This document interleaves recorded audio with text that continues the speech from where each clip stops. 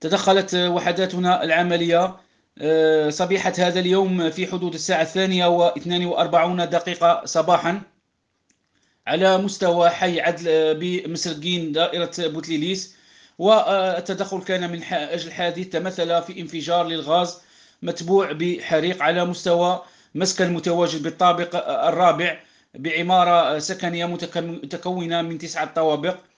مباشرة بعدما تلقت مصالحنا لنداء النجدة توجهت إسعافاتنا إلى عين المكان، أين تمت السيطرة على الحريق مع منع انتشاره إلى باقي الطوابق المجاورة وكذلك باقي العمارات المجاورة للعمارة محل الحريق، مع تسجيل انهيار جزئي لجدران المسكن وكذلك بعض المساكن المجاورة له.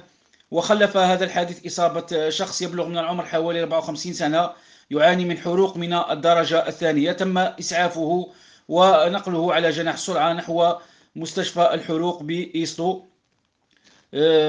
مصالحنا سخرت لأجل هذا التدخل إمكانيات مادية وبشرية جد هائلة، تمثلت في 4 سيارات إسعاف، من بينها سيارتين إسعاف طبيتين، كذلك 7 شاحنات تدخل بمختلف الأنواع وسلمين ميكانيكيين وما يفوق 50 عون تدخل بمختلف الرتب.